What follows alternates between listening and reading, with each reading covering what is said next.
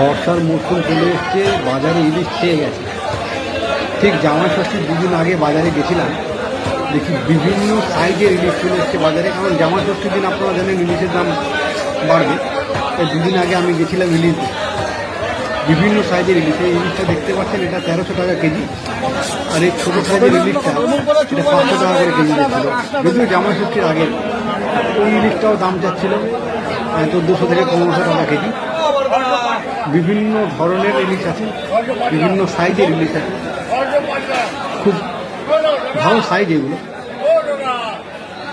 এই মাছটা দেখুন, এই মাছটা অনেকটাই বড়, এটার দামটা একটু বেশি, 1600 টাকা। এটা জামাই ষষ্ঠীর আগের কথা বলছি, 1600 টাকা ছিল দাম। প্রায় 1.5 কেজি ওজনের ইলিশ, তার থেকেও অল্প বেশি আছে।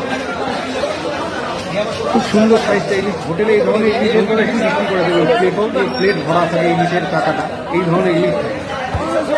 দেখতেই পাচ্ছেন কি সুন্দর প্রমাণ সাইজের ইলিশ। বর্ষাকাল চলে এসছে বন্ধুরা, যারা ইলিশ ভালোবাসেন তাদের জন্য খবর, ইলিশ খাওয়া শুরু করুন। ধন্যবাদ।